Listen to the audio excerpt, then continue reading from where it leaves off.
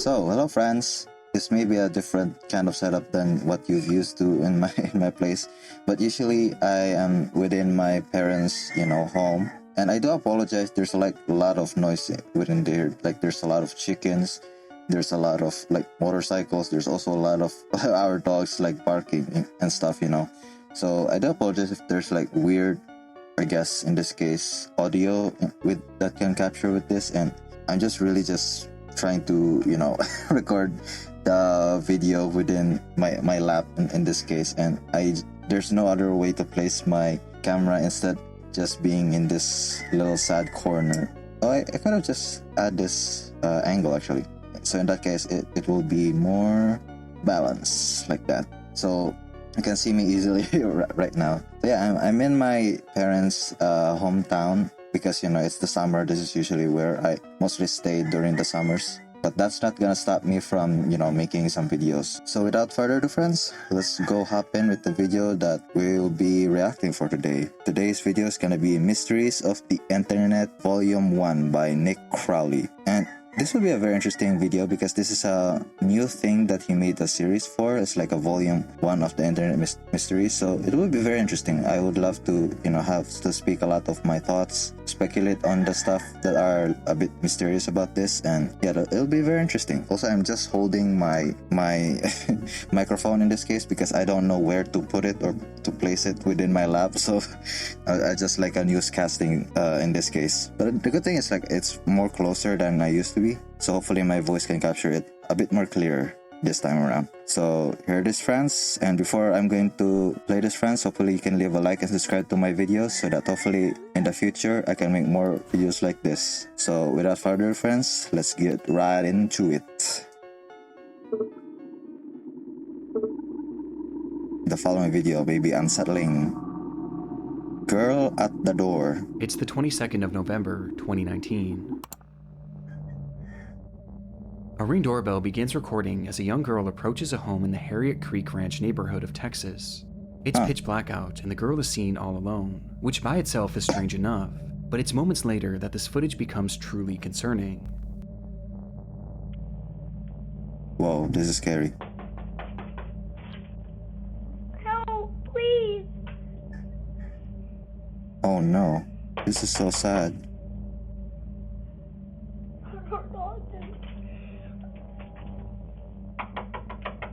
What happened? Please help. She was begging for help, pounding her hand against the door, all the while continuously turning her head around, as if she was expecting someone to come up behind her. The footage then comes to an abrupt end. What?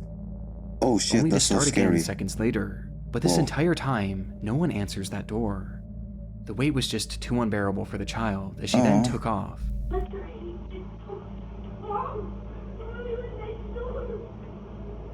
Huh? Yelling incoherently in the street before running out of view of the camera.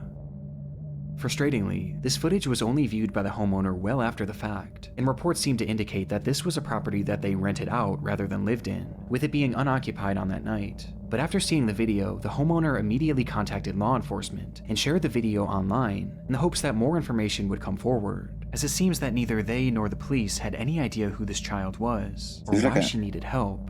But She looks like an alien. That the second video, that flashes, that's very creepy and scary. It's kind of sad though. Like, I don't know what's happening to provoke that child to even like knock on the door on that home. It's also kind of it's very like lucky, I guess, to even get captured by the camera, even though no one is like living there, But since these clips were first shared, these questions have still yet to be answered, at least publicly, as there have been no updates from law enforcement. Along with this, there have been no accounts from neighbors about the incident or any footage from other homes in the neighborhood, perhaps implying that this was her one and only stop of the night. It's like after this footage, this girl dropped off the face of the earth, with this entire situation being a mystery to this day, leaving us with only theories. The first and most popular theory is that this girl was an escaped victim of kidnapping, or perhaps an abusive household, and had run to the closest home to ask for help. We've seen situations like this many times before, with the most popular example at the moment being the case of Ruby Frankie, whose son escaped their house and ran to their neighbor for help. Wondering if you could do 2 favors. Whoa, that's... Taking me to the nearest police station. Well, actually, just one's fine. This certainly falls in line with this girl's behavior, as she was clearly scared Yeah. about someone or something following her, hence why she kept looking back. And given that there have been no updates to this case, and that seemingly no one else saw her that night, it would indicate that whoever she was running from had recaptured her shortly after. And what makes this theory even more horrifying is that many online users believe that this girl isn't the only person shown in this footage. What? Oh, what? Oh, shoot. Please. As in the background, some can see what appears to be movement behind the bush, and potentially even a figure. Oh my Please, god. help.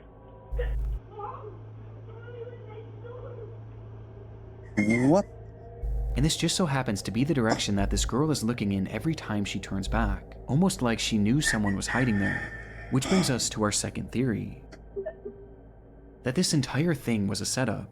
The belief here is that this girl was coerced. I mean, that's also a potential. I guess she's like a bait in this case to open the door, and maybe the one that's hiding within the bushes, the one that, you know, tried to, I guess, act in this case, try to rob something. But that doesn't. I don't know about that theory though. I think the common theory that I'm more likely to believe in, that she tries to escape in this case, because a child can't do this, just can't like knock on someone's door like that, you know what I mean? She may be like concerned or something. She may be needing some help rather than like a home robbery in this case. Into going up to a stranger's home to beg for help, so that when this unsuspecting homeowner would open their door, those people who made the girl do this would then rush into the home and rob the person. This could explain why she was looking at that bush so frequently, as that's where this person or these persons would have been hiding, and she was looking to them for guidance, perhaps unprepared for the homeowner not to open their door. Both of these theories are disturbing in their own right, and both clearly indicate that this girl is in need of help, regardless of what the situation is. But still, there's been no confirmation as to whatever happened to this child, even despite the public interest. One of the biggest talking points online came from some theorizing that this girl might be Serenity Denard, a then 9-year-old girl who had gone missing in February of 2019 from a children's facility in South Dakota, who looked eerily similar to the child shown in this video. But in my research, I was able to find a Facebook post from one of Serenity's mothers, who shared that they were in fact aware of the video, and that they had actually contacted law enforcement about it. And in her post, she claims that investigators told her that the girl had been identified at some point, and that she had lived in that neighborhood, with there being no further elaboration as to why she was asking for help. This is quite literally one of the only updates I was able to find, but unfortunately it was one that I wasn't able to confirm, and it also fails to explain what exactly happened to this girl, leaving this footage and this entire scenario as one of the many mysteries of the internet. Mysteries of the Internet Volume 1. I was kind of interested because I'm pretty sure that mother is very interesting. Like, she even have like her child missing, you know. If the child knows where their home was, she can just go in their home. But maybe she's kidnapped in this case. Maybe that's why I kind of like have support on that like fear that she is like kidnapped in this case. This is so disturbing, man. I just hope like she had, you know, she can get home well and like being found by the police, hopefully, in this case. Throughout my time here on YouTube, I've stumbled across some of the most frightening things on the internet, but one of the discoveries that scared me the most was my own personal information. Just out there. Oh my god, this is an ad. I'm just gonna skip the ad. So sorry, Nick. I'm just gonna skip the ad for you there, dear viewers. So hopefully we can enjoy this video together. Okay, let's see this. Ringweg A10 Amsterdam Schiessen incident. Incident. I'm sorry, I butchered that. Dutch people, because this is from the Netherlands, I think. Amsterdam is from the Netherlands. So this is the Ringweg A10. It seems like the A10 Warthog, like the plane from an A10 planes, I guess. It's kind of interesting. I wonder what this mystery is all about. It started with a police chase. Police chase. An officer parked alongside a highway in North Amsterdam had witnessed a black Mercedes speeding down the road and was now desperately trying to keep up with it. But the effort was to no avail, as the Mercedes would soon disappear from the officer's view. And when it would come back into view minutes later, it wasn't moving. It was instead left abandoned on the side of the road, the driver's side door hanging wide open, and the driver himself being nowhere to be seen, leaving that officer alone with the suspect's car, but no suspect. However, Can they run any type of diagnostics within the car?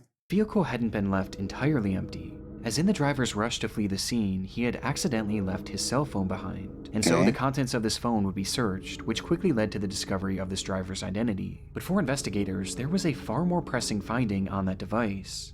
A finding in the form of a minute-long video stored on the man's camera roll that indicated that this driver may have been involved in a crime far worse than just speeding. Is he stalking? Maybe chasing someone? The footage was taken inside a different vehicle and showed an unseen driver holding up his cell phone alongside another man in the passenger seat. The camera was focused on a car in front of them, with both men seeming intent on catching up with it, as in the moments before this recording started, something had happened between them, which the men inside this car felt they had to get revenge for.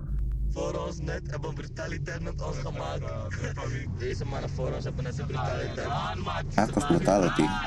They referred to this unseen incident as an act of brutality by a group of men in this other vehicle, and by the looks of it, it's likely that this car had simply cut them off, as there was a freshly closed lane in the stretch of road at the time, which created an unexpected merge. And this is most likely what this group inside this separate car thought too, as they were showing no signs of road rage, and were instead just casually driving with the flow of traffic. However, it's clear that the men behind the camera felt differently, as in their minds, what this other driver had done to them was so awful that it was worthy of only one punishment: death.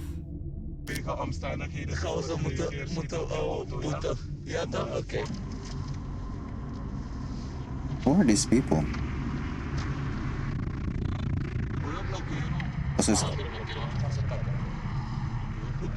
Have they ever been found too?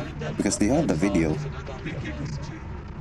I think the audio is also not good, so I can speak a lot of my mind within this video. I want to And shoot so, them. this Look. duo inched their vehicle closer and closer to this anonymous car, while continuing their rambling about this act of brutality. And when they finally positioned themselves next to the vehicle,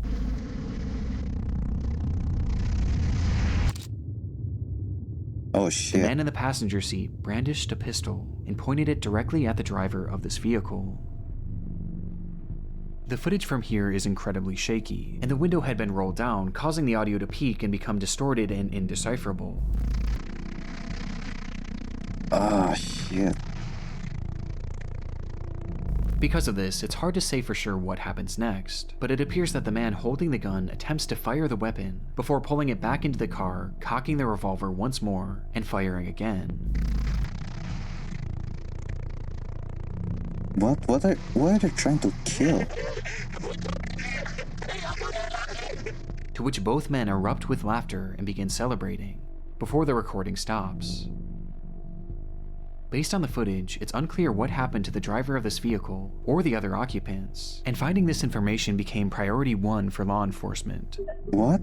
In their research, they determined that this video was shot on May 12, 2014, at around 9:40 p.m.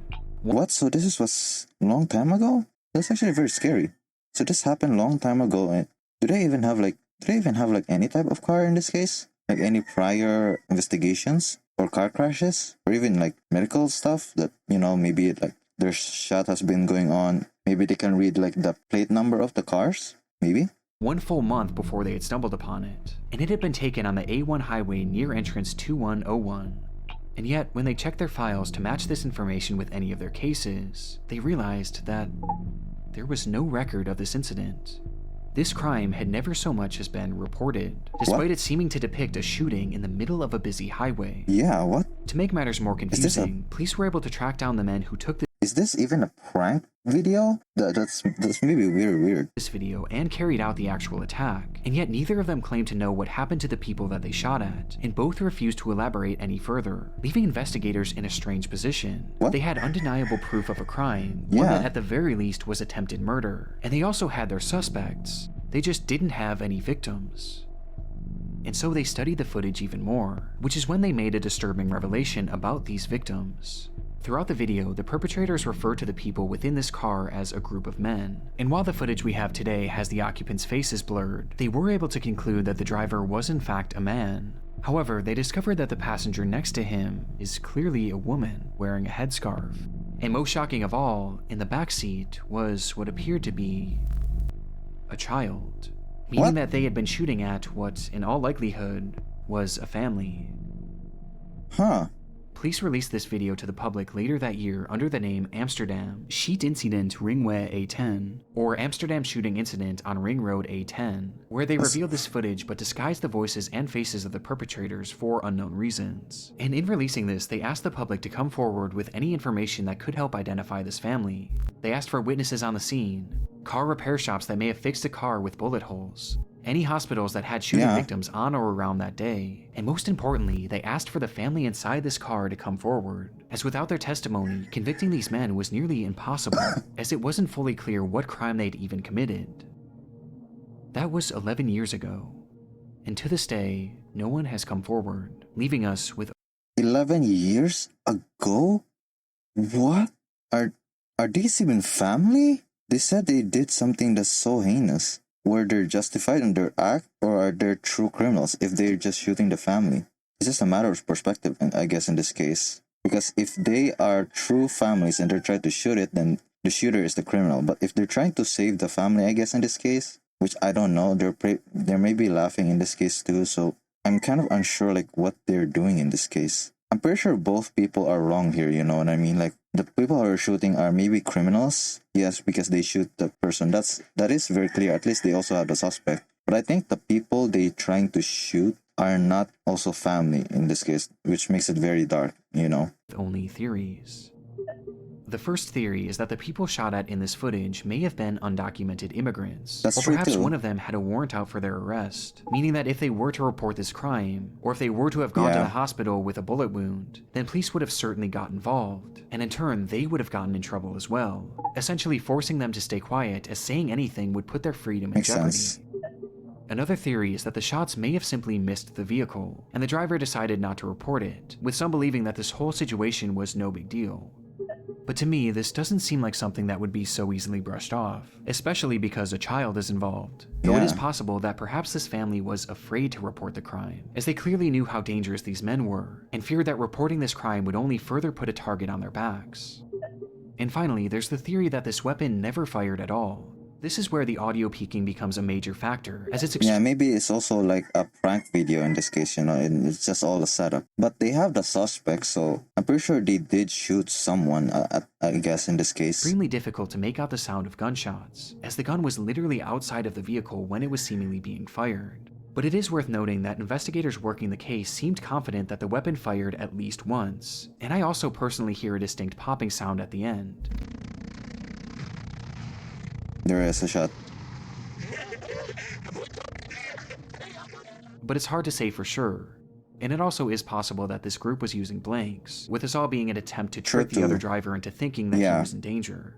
But even with these theories, we still have no idea the fate that befell this family, and it's clear that they have no desire to come forward, for reasons we just don't know. Which leaves the Amsterdam shooting video, an internet mystery that may never be solved. That's crazy. It's like almost everything within the video is like you can see it and still like a mystery. It's kind of crazy to even like think about that, you know? Like everything is just within your sight. Norom. I need help, please. We are from BSAS West Zone, Castelar, San Juan neighborhood. Her name is Emma Rosario Kalk, who's been missing since Friday, June 12th. If you saw her, please call. Any information will be appreciated. Okay. This post was made to the subreddit r/Argentina on June 16th, 2020 by a user named u/Naram, who asked for the public's help in finding a missing woman named Emma Kalk. And in the comments, he would offer more context, saying, "She went out to buy something and never came back. She was last seen here in the neighborhood. Sanchez and Pavan is the area where she went to buy something. She was dressed in the clothes that she's seen in the photo. She was carrying her wallet with her ID and a cell phone."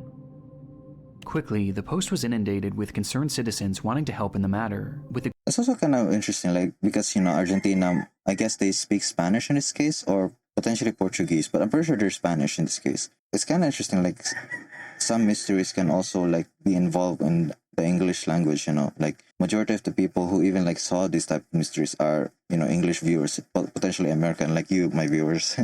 A lot of viewers here are potentially American or possibly in the UK even. I don't know which the majority is, but It will be very interesting, and it's kind of cool. Like we can also see like the different parts of different language or even like different countries in this case to have these type of weird mysteries. The gravity of the situation being made even greater, as earlier that day, Naram had made a similar post, which revealed that Emma Kolk was actually his mother. What? This revelation only made the post more important, as people left comments. Yeah, it is very concerning, but it's kind of interesting. Like he didn't add that context beforehand. It's kind of interesting. Offering support and encouragement, with many even providing advice on how he could potentially track her down. To which Naram I do hope like he could find like if that is her mother. 'Cause, yeah, it's still interesting. Like he didn't add that context beforehand. You know what I mean? I don't know. I may be looking at it too much at a glance, but that's very concerning, man. Like losing to your mother just one day, even though she just want to buy something. She can potentially be kidnapped. Like there's a lot of kidnappings that is also happening, like in South America in this case, because there's a lot of criminals in gangs or even like I guess drug lords. seemed genuinely grateful. Across the entire internet, this seems to be the first post ever made on Emma's disappearance, but it would be far from the last, as people spread this information far and wide almost immediately after Naram's post, which was also followed by several local news reports, which proved that Emma was in fact a real person and was in fact missing, with these articles mentioning something that her son had not, that she was feared to have been taken. The only thing we know for sure is that she went into her house, left her bike, and for some reason went out but did not come back in. Apparently, she did not leave on purpose, and that is what worries us the most. Things were clearly very concerning, and the tension of the situation only increased as a day passed. And then too, with Naram vowing to keep everyone updated on the status of the search. And sure enough, right after this update, Naram's missing mother would finally be found. The worst news: Emma Rosario Kolk was murdered. She had been missing since June 12th. Her son killed her with stab wounds and then buried her in the backyard of his house. He was arrested. Rest in peace, Emma. Emma Kolk had been found dead, murdered and buried in her own backyard, with the perpetrator allegedly being her own son, Daniel. I know there's something that happens, like I'm pretty sure it's not Naram in this case, but maybe it's the username Naram. I don't know, but I kind of have like this sneaking suspicion beforehand, like she's just missing within their home and trying to buy something. It's like I'm pretty sure she's been killed by his son. Like that's my first impression. Like I'm pretty sure like you also feel that, like no one disappears within their home, unless they're killed within their home, within their family too. So that's pretty dark in this case. But yeah, it's so unfortunate. But who is Naram? Like, is he the user in this case? We'll see actually. Kolk, who had confessed to stabbing her once in the chest and then twice in the head before burying her body in the backyard, with a motive never being given. Whoa. The ending to Emma's search was disturbing, but perhaps the most shocking part was the revelation that she was killed by her own son, 20-year-old Daniel Kolk, which immediately called into question Naram's Reddit post, as he had claimed to be Emma's son, leading many to wonder, was Naram the killer? And so, desperate for clarification, someone commented, "By any chance, are you 20 years old?" To which Naram actually responded, writing simply, 25, before eventually leaving the following explanation. Apparently, it was my brother. That's what the police said when they declared the crime. Express doubt on that one? Does she even have a brother? Were the two of them planning? Because he could have just searched within the home. Or his brother could have been like within the home to even see that his brother, acting this way, seeing all of the blood in this case. Or alternatively, he was not on the home. Or maybe this is a different person entirely that's also helping, plan and execute the crime in this case. So, This would mean that when Naram had been making these pleas to find his mother, in reality, not only was she already dead, but she had been killed by his own brother and buried in their backyard. I mean, it's one of the most chilling things I've ever come across on Reddit, but the intrigue of this case doesn't exactly end here, as there was something about Naram's story that wasn't quite adding up. Yeah, this wasn't adding up. Just days before the disappearance of his mother, he had left a comment on an unrelated post saying, "When I was 8 years old, I wanted to ride a bicycle without hands, according to me because it was easy. I was on the street, dirt, and I let go of the handlebars, and here I am at 19 years old, with the handlebars marked on my abdomen." In his own words, Naram wasn't 25, but instead 19 years old, and potentially 20 years old by the time his mother was found, which put him at the exact age range as Daniel Kolk. This prompted a wave of speculation and confusion and spawned the enduring mystery: who exactly is Naram?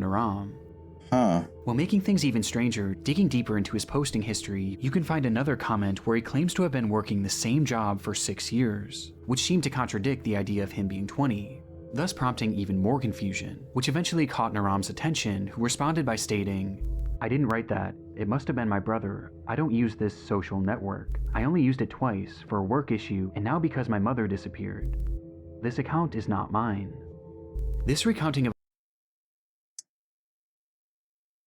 This just further adds confusion. Like, there's more questions now than answers in this case. Like, why is this account is even shared? Like, was the previous person even the criminal in this case? Was it your brother? And how is he even allowed to use your own account? What is this? Like, there's a lot of questions now. I'm pretty sure this is, if we kind of think of it, let's assume that he has no brother. Let's just say the only person that unfortunately killed, the mother in this case, rest in peace to her. Let's just say she has only have one son in this case. Maybe he did make all of those posts to incite mystery and, make people. I think he loves the publicity in this case. You know what I mean? And mystery in this case too, to incite more questions for people that, unfortunately doing this disgusting stuff. I'm pretty sure I'm more likely to believe that rather than, she has like brother in this case, but I don't know. I don't know the police reporting to of who's this mysterious, family member, but it's also kind of fair to not reveal the family in this case because this is just very tragic, man. But it does make you wonder, like, who is the real killer in this case? Or who is Naram? Was he ever the killer in this case too? of events made Naram's initial story even more twisted, as if this was true, then not only was it his own brother that killed the mother he was looking for, but he was literally using that same brother's account. And again, this gets stranger. Around the same time, Naram would thank the internet for its help on the case, and then proceed to swiftly disappear, leaving the account untouched for over 2 years.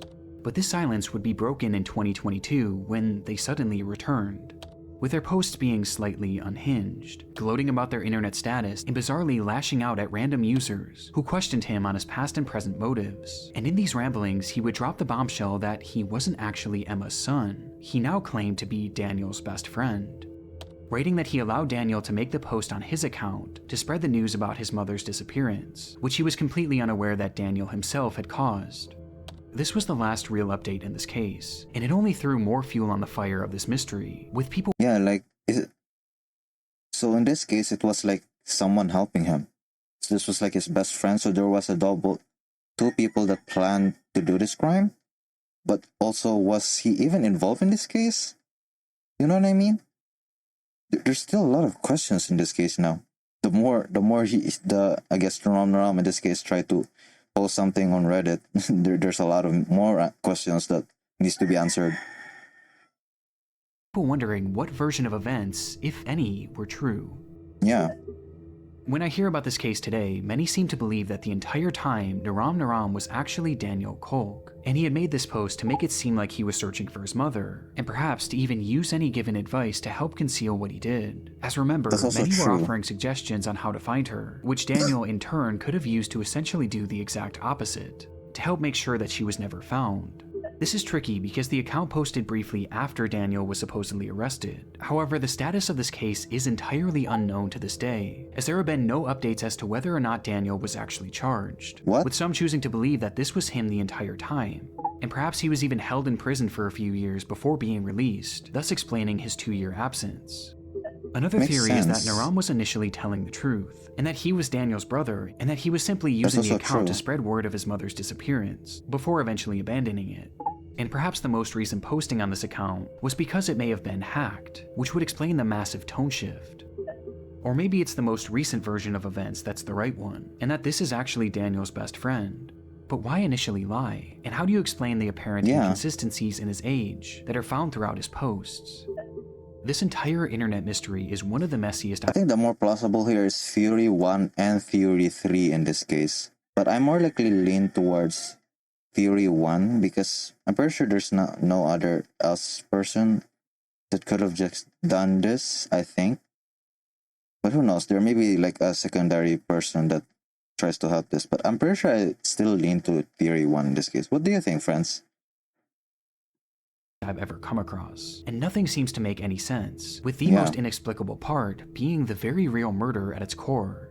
A mother who was killed by her own son for no apparent reason, and given the lack of updates, it's hard to know if justice was ever served. It's also heartbreaking too, like, there may be potentially no justice in that case. I thought it was Arcaline. Angeline Pete's final Facebook post. Also, I love this like transition between videos by Nick Crowley, so it'll be very easy to like see the post, you know. And I love to, I guess, have some thoughts between the transitions in this case. So thank God for that. But I'm pretty sure it's very bad for other YouTubers out there because every space in the way you're speaking and every pause of each video they're going to be very ads, you know, like there's a lot of ads within YouTube in this case. I hate it, man. It took several months for Angeline Pete's family to report her as missing. Months? She had a long history of leaving home for extended periods of time, running off to join the circus and hitchhiking rides all across the Vancouver area, before eventually returning home to her normal life. But this time it felt different. None of her friends or family had heard from her since May of 2011, and it was now nearing the end of summer. This was especially odd considering that Angeline was known to be constantly texting, as well as updating her Facebook profile, with that profile now sitting completely dormant. But within that page filled with your typical selfies and normal life updates, there was one post that stood out. Do you hear that, friends?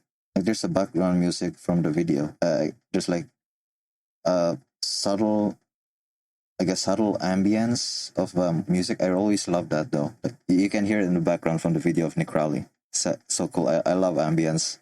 Like that dark, ambiguous, you know, ambience music. You can see it. You can hear it. The final post she ever made. Oh shit. This photo was posted without context on May 20th, 2011, a day that just so happened to be the very last time that the vast majority of Angeline's friends and family members had heard from her. And when looking into the context of this image, her disappearance only becomes more concerning. Was this domestic? That night, Angeline had been drinking with her fiancé Robert Calden in downtown Vancouver, and while the two were waiting to catch a ferry back home, something had sparked an argument, which eventually led to a full-on physical altercation. Okay. This fight caused such a stir that eventually police would arrive on the scene, where they noted that Angeline's lip had been busted, leading to them placing Robert under arrest. Okay. Though in the end, no charges would ever be filed, as Angeline refused to give officers a statement and instead insisted on just going home, which led to the whole thing seemingly being dropped. It was directly after this that Angeline would post this photo to her Facebook account without any sort of context, before proceeding to disappear into thin air. Her motivation for doing this isn't 100% known, but one could assume that she was trying to make a record of this attack, perhaps in case something were to happen to her. Yeah, makes sense. The timing of this is more than a little suspicious, and paints a horrifying picture of the potential fate of Angeline. That she had been murdered by Robert Calden as a result of their fight. I mean, it's pretty straightforward, you know. Like, if the husband like do some domestic abuse and stuff like this, they may be pretty violent, you know. That's why always stay away from those type of relationship, man. They're very toxic. But this is very interesting. Like, what makes this a mystery, though? I mean, her disappearance is mysterious. Hopefully, she'll be fine by now. But like, this is interesting. 20th of May.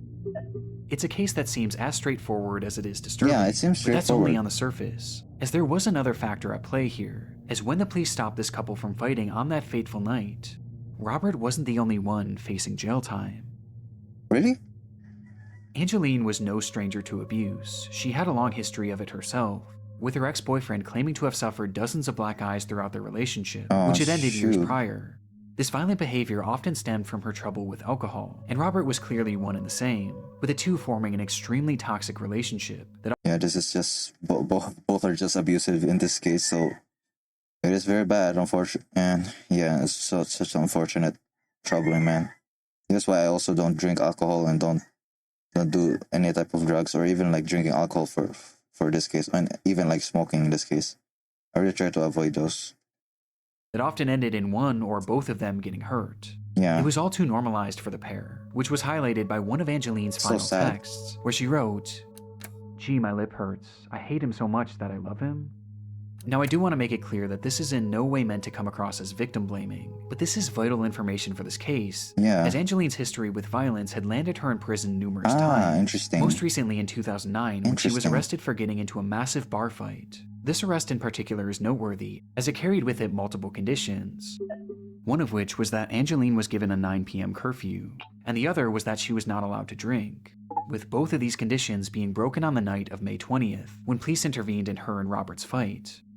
This meant that Angeline was now likely going to be reincarcerated, and sure enough, that same night, officers arrived at her home to question her on the matter, but she failed to answer the door, which led to a warrant being made for her arrest 5 days later on May 25th. That day, Okay. a squad car pulled up to Angeline's apartment to bring her into custody, but when police entered the home, they would only find Robert, who just so happened to be on the phone with her. And officers claimed to have spoken with Angeline during that phone call, where they advised her to turn herself in, though she claimed that she was no longer in the area, and eventually hung up the phone. This would be the last time that officers would speak to Angeline Pete, and seemingly according to Robert, she returned home and left the very next day on the 26th, and never came back. So she's escaping the police in this case? Maybe she goes to another country? This whole revelation muddies the water in this case, and provides us with our second theory. That Angeline Pete had run away to avoid reincarceration. But there's something unusual to me about this phone call with police. Now, there's hardly any information about this case online, but from all the articles that I've read, it seems that no one in Angeline's life had heard from her after this photo was taken, with the exception of Robert. And when police spoke with her, it was only over the phone. They too hadn't laid eyes on her since the night of May 20th, prompting some to wonder if Robert had arranged for some sort of decoy to make this. That is also creepy. But that's so. What did she say though? What did she say? What did she say from those officers in this case? Because if it was recorded, then it would be very unusual that they didn't reply the questions from the officer, if you know what I mean. Because this can also be potential that Robert may be adding a decoy in this case to cover up his murder, you know? Because the violence in their relationship is always like normalized, unfortunately, in this case. But it is very interesting if it was a decoy. Or she may be just trying to escape in this case, but like we don't know. The scary thing about this too is like this can be potentially real because especially in today's world, you know, AI is more prominent and you can fake any type of voice for this matter. And you can like try to program, I guess, any type of voice to like, I guess, try to decoy like the police officers in this case, like thinking you are alive in this case to like have this phone number and like lead the police somewhere else where it doesn't even exist. It's very creepy that, you know, some people can use AI for the bad and the worst things. It's interesting. This phone call. Though, however it happened, since that phone call, there has been no activity on any of Angeline's online accounts, and Okay. she's never deposited or spent a single cent from her bank account. From that point on, she's been essentially invisible. That was 15 years ago, and today we still have no concrete answers as to what Damn. happened to Angeline Pete, with some taking this as a sign that something sinister had in fact happened to her, as how can you go that long without leaving a trail, and without Yeah. at least trying to come back? Especially in Angeline's case, as she was a mother. Angeline had a 7-year-old son who was What? by far the most important thing in her life. At the time she went missing, this child was staying with her father, Angeline's former partner, but she still played an incredibly active role in his life, and she wanted to be as involved as she possibly could be. And yet, Huh. I kind of now more leaning to the murder side in this case, and that voice on the phone call might be a decoy. Might be leaning towards theory one in this case. If she really did care about uh her, her children in this case. So it's kind of unusual. Yet, after 15 years, she's Yeah. made no attempts to try and reach out to him. What? Again, people have taken this as a sign that Angeline has perhaps been killed. And it isn't just Robert who they think might have done this, as some believe that she may have been killed by someone that neither they nor Angeline even knew. As I mentioned Maybe previously, Angeline had a habit of hitchhiking, and she was known to do so in a way that was overtly dangerous. And interestingly, there were some unconfirmed sightings of Angeline after she went missing, with some reportedly seeing her in Port Hardy and Grand Perrier, areas that she would have had to catch a ride to. Now again, these are totally unconfirmed sightings, but what's so chilling about this is that if she had been hitchhiking through those areas, then she likely would have found herself doing so along Highway 16, which is now known as the Highway of Tears. Without getting too deep into this stretch of road is notorious for its disproportionately high number of women who have gone missing on it, and especially Indigenous women, with Aboriginal organizations claiming that as many as 40 Indigenous women have been killed or kidnapped while on this stretch of road. And coincidentally, Angeline was an Indigenous woman herself, who may have found herself hitchhiking on that very road.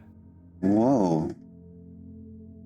Angeline's disappearance is one of those cases that you can convince yourself that every theory is right. But as of right now, there's just no way to know what truly happened to her. And while this is an internet mystery for us, for Angeline's family, this couldn't be more real. Many of them are suspicious about Robert and believe that police didn't do a good enough job investigating him, That's also as he was true. never even considered a suspect. But they also hold on hope that Angeline is still alive and out there somewhere, and they'll often hold events and vigils to keep her name in the spotlight, and to I kind of like, as I said, man, it's like if you are nowhere to be found for more than years, in this case, 15 years, man, you're probably dead. You're probably dead.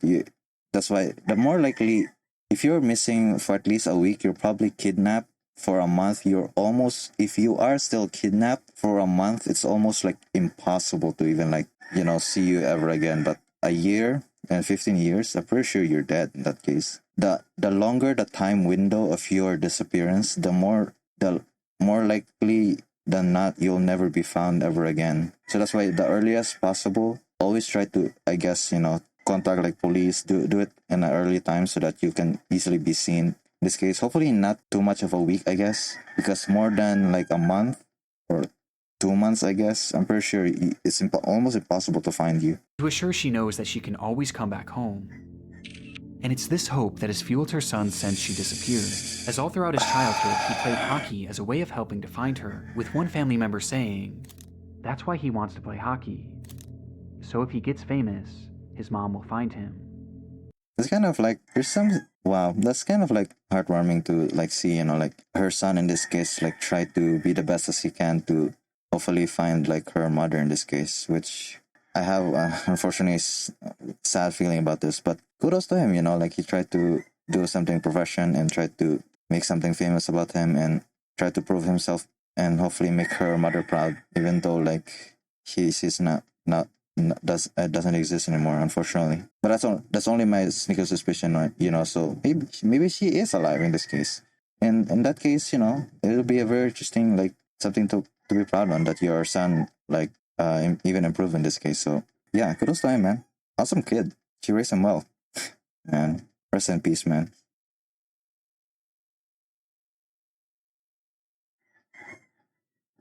Serenity. So Serenity is the name of that missing girl. But yeah, friends, I guess that's the end of the video. Jesus, man, that's crazy.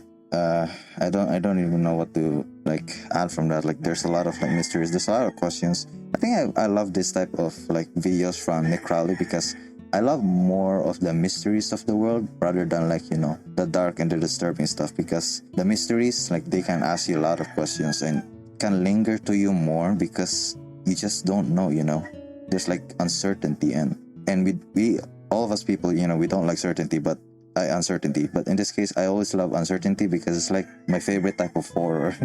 That's why I love the movie The Thing, because there's like of questions that you just don't understand, and there's like a lot of mysteries, and yeah, it's just like linger in your mind. It's like I kind of love it actually because it makes you wonder and kind of fuel your curiosity of like what even happened, So yeah, it's also very creepy to even like speculate the stuff that might potentially happen to them or didn't happen to them, But yeah, that's actually more fun of a video because I can like talk and speak much more of like, you know, questions and mysteries. I can like, there's more engagement on these type of like mysteries on video because you can add like a lot of stuff even as a reaction channel. But all of those like the dark and disturbing stuff, you can just like, man, that's awful. But when it comes to mysteries, like, I don't know. This is what I think. That's my thing. What do you think? You know, from all of the mysteries, that it can create like a lot more engaging content, making a lot of this like mysterious content. But I don't know how much popular they are. But I've been loving this like content from Nick Crowley. You know, so yeah, I guess that's all I can add from this, friends. I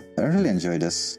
I hope like Nick Crowley can make more mysteries, or maybe we could look more to some mysteries in the world, you know. So thank you, friends, for watching, and don't forget to leave a like and subscribe, you know, so hopefully you can support me. And thank you for watching, friends, and good morning.